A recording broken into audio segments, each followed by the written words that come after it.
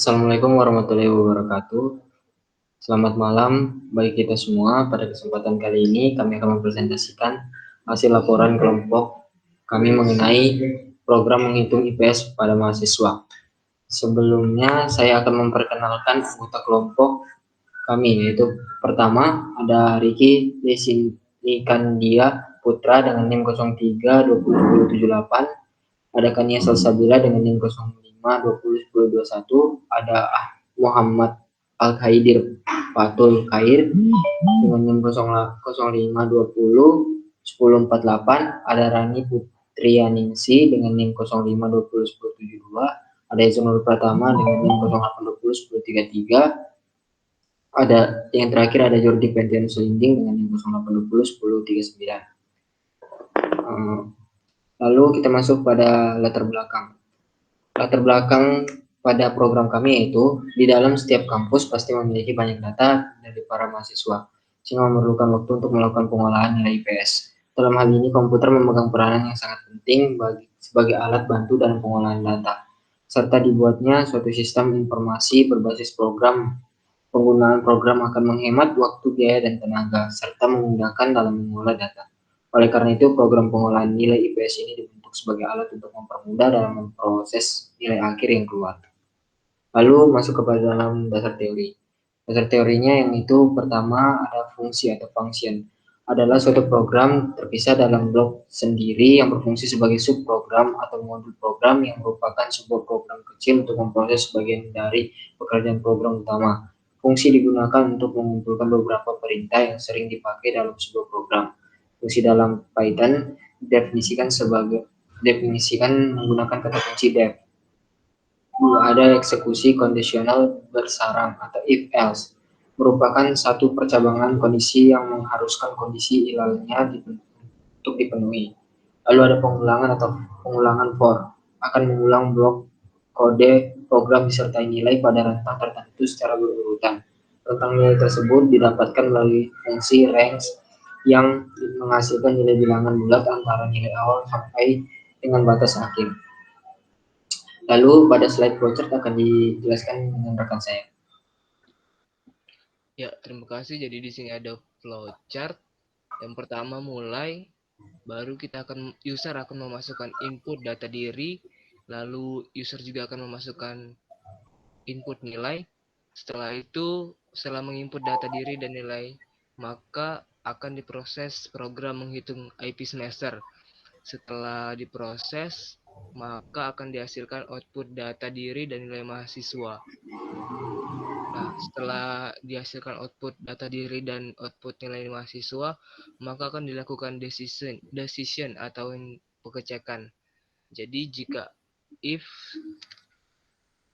kurang dari sama dengan 0, maka akan dihasilkan jangan banyak bermain. Jika IP kurang dari sama dengan 1, maka akan tercetak jangan banyak bermain.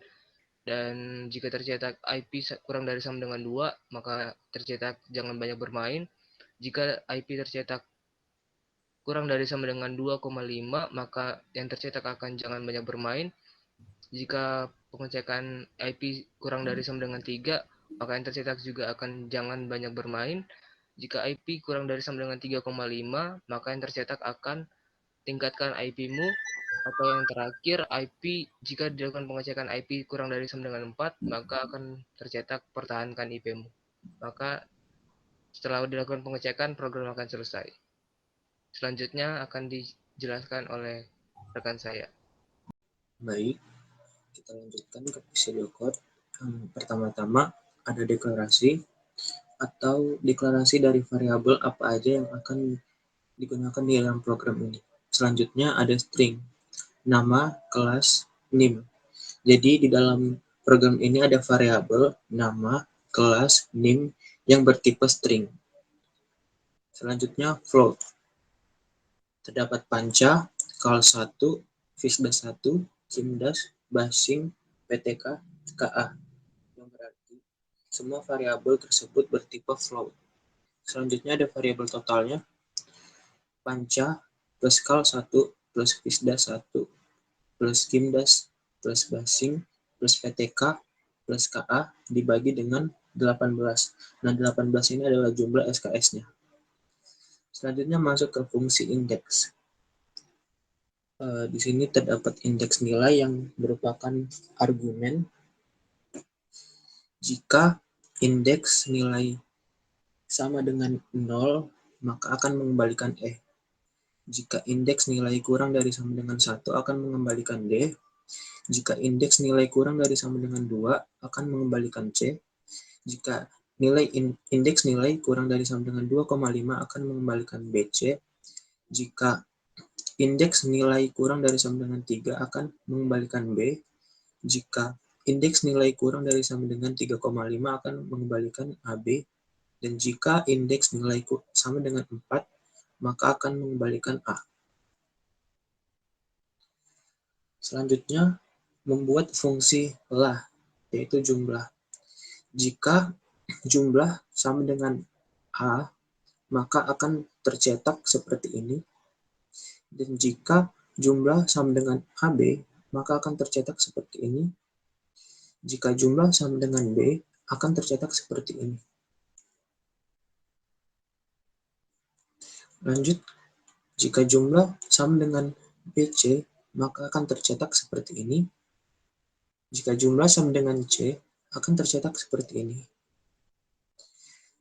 Jika jumlah sama dengan D, maka akan tercetak seperti ini. Dan yang terakhir, jika jumlah sama dengan E, akan tercetak seperti ini.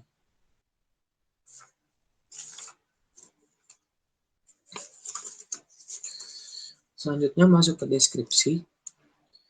Itu masukkan identitas. Di sini masukkan identitas merupakan komen untuk masukkan identitas. Terdapat input dari nama, selanjutnya ada input kelas, dan input NIM. Lanjut ke masukkan nilai Anda, yang merupakan komen untuk memasukkan nilai. Yang pertama ada input panca, input kal 1, input visdas 1,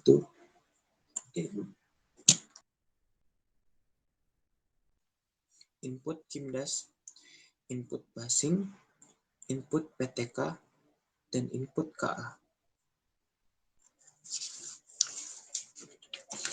Selanjutnya terdapat komen laporan IP semester.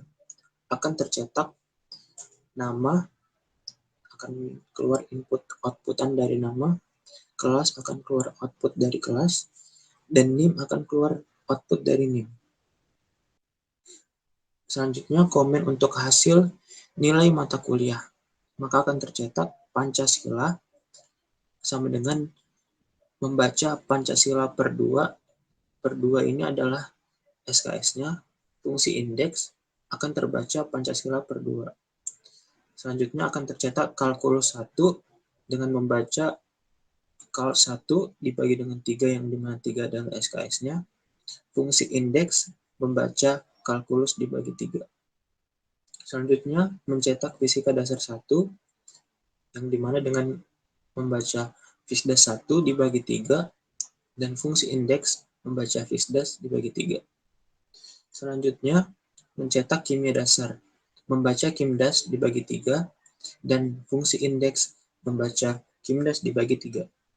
Selanjutnya akan tercetak bahasa Inggris, membaca basing dibagi 2, fungsi indeks membaca basing dibagi 2. Selanjutnya akan tercetak pengantar teknik kimia dengan membaca PTK dibagi 3 dan fungsi indeks read PTK dibagi 3. Selanjutnya kimia analitik akan membaca KA dibagi 2, fungsi indeks membaca KA dibagi 2. Selanjutnya akan tercetak total nilai IP semester, yaitu didapatkan dari variabel totalnya. Jika terbaca variabel totalnya adalah kurang dari sama dengan 2 atau terbaca totalnya kurang dari sama dengan 3, maka akan tercetak jangan banyak bermain. Tetapi jika terbaca totalnya kurang dari sama dengan 3,5, maka akan tercetak tingkatkan IP-mu. Jika terbaca totalnya kurang dari sama dengan 4, maka akan tercetak pertahankan IP-mu. Selanjutnya mencetak fungsi lah, dan yang berarti akan tercetak fungsi indeks dulu, terus akan tercetak function lah. Baik, untuk simulasi akan saya sampaikan. Di sini udah terlihat tampilan awal pada program, langsung kita pencet button mulai. Ini tampilan programnya. Di sini ada form nama, NIM, di bawahnya ada mata kuliah, nilai akhir, dan jumlah SKS. Di sini saya akan menginput nama saya dan NIM saya. Setelah itu saya submit, dan di kolom bagian kanan itu sudah tertulis secara detail informasi yang telah saya tulis di form sebelah kiri tadi. Dan tabel yang ini tuh nggak bisa diedit atau disunting karena sudah otomatis seperti itu. Di bawahnya ada form untuk mengisi mata kuliah, nilai akhir, dan jumlah SKS. Di sini saya akan memasukkan satu-satu mata kuliah dan nilai akhirnya, serta jumlah SKS-nya.